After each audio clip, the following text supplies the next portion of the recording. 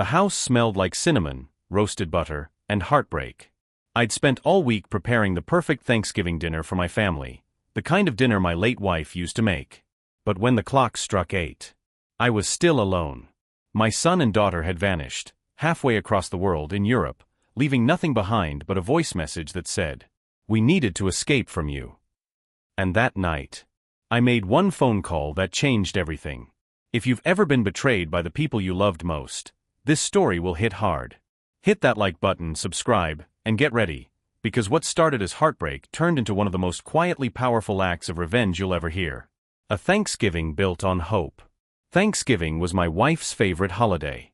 She'd start cooking 2 days early, humming softly while basting the turkey, her hair pulled up in that messy bun she always wore when she was focused.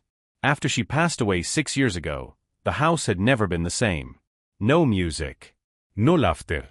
Just the faint smell of old spices that seemed to linger from the memories we'd made. This year, I thought I'd bring some of that warmth back. I cleaned every inch of the house, polished the silverware, and even brought out the old china she loved so much, the one with the blue edges she'd inherited from her grandmother. Emily, my daughter, had promised she'd come. Ryan, my son, too. They both said they wanted to finally do this right. And I believed them. I woke up early that morning, 5 a.m., just like she used to. I played her old jazz records in the background and started cooking. Stuffing, mashed potatoes, sweet potato casserole, everything exactly how she'd done it. For the first time in years, I felt hopeful. I imagined us sitting together, laughing about old stories. I thought maybe even just crying a little as we remembered her. By 6 in the evening, everything was ready. The house was warm, candles flickered across the table, and outside the first snowflakes of the season began to fall. I even caught myself smiling. They'll be here any minute, I thought. But then 7 o'clock came. Then 8. I refreshed my phone over and over, checking for missed calls, messages, anything. Nothing. At 8:37 p.m., I finally heard a notification. It was a voice message from Emily. Her voice was calm, detached, almost rehearsed. "Dad. Ryan and I decided to go to Europe for the holidays. We needed some time away from everything. Don't worry, we're fine. We just needed to escape for a while."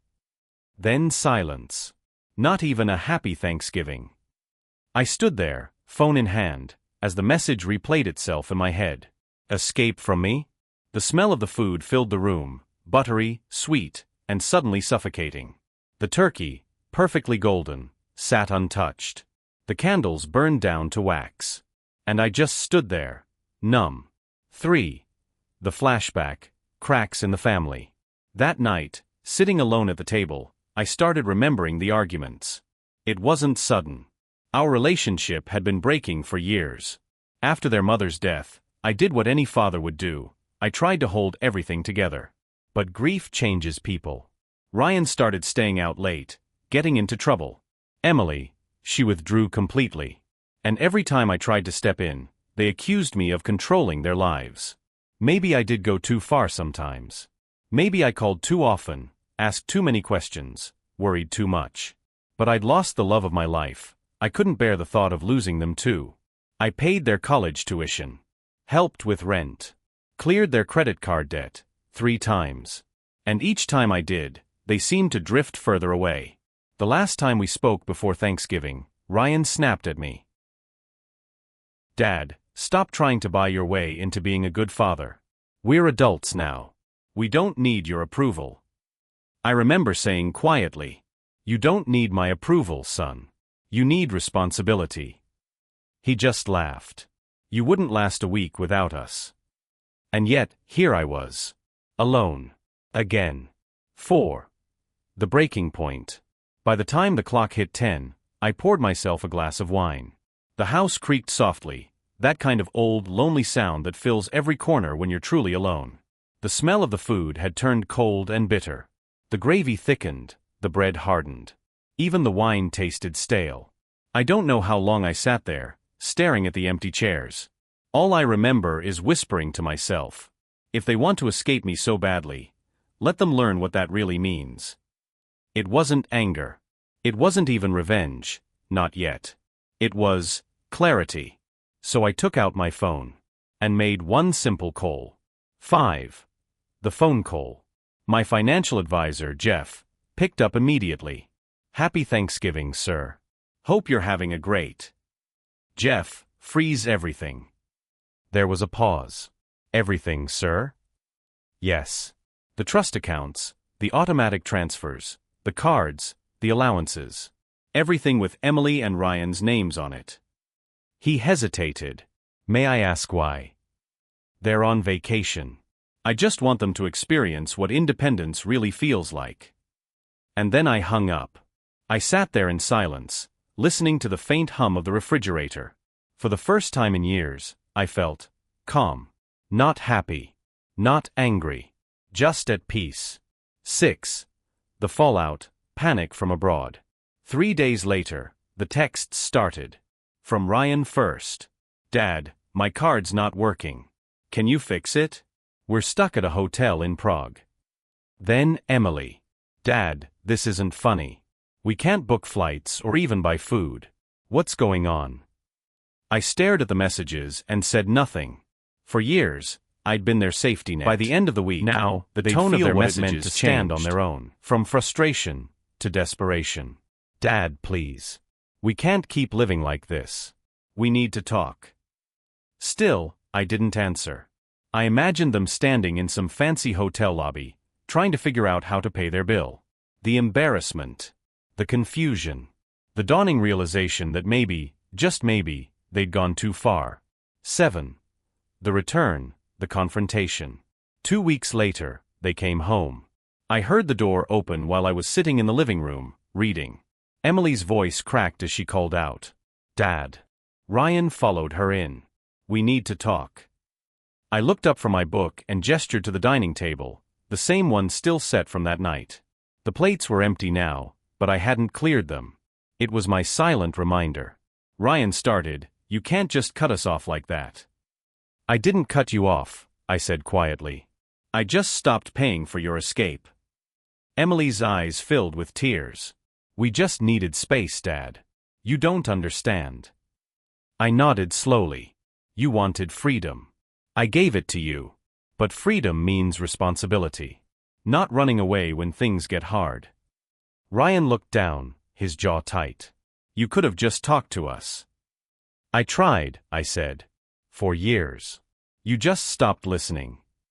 The silence that followed was heavier than anything I'd ever felt. For the first time, they didn't have a comeback. 8. The months after, the real change. Over the next few months, things changed. Not instantly, slowly, painfully. Ryan got a job at a local cafe. He hated it at first, but something in him started to shift.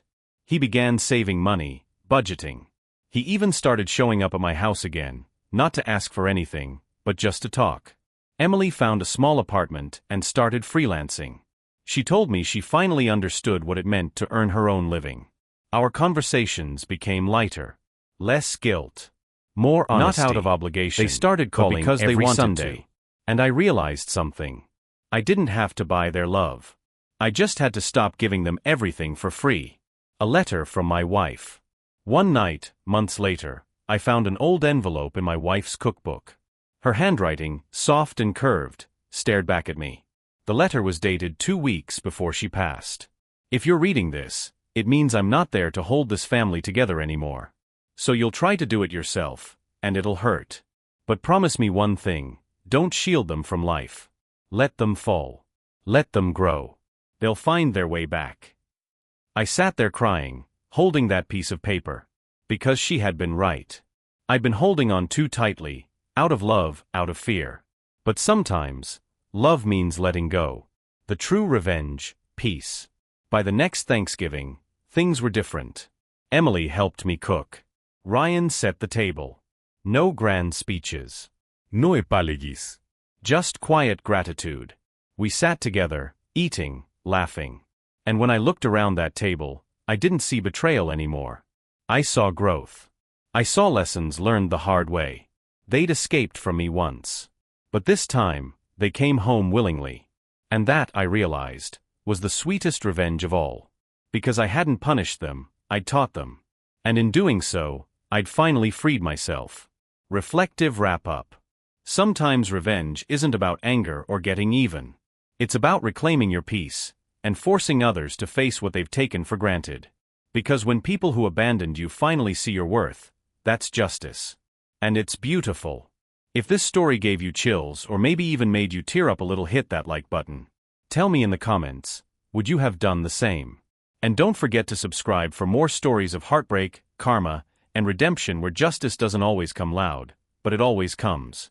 Until next time, stay strong, stay kind, and never let anyone mistake your kindness for weakness.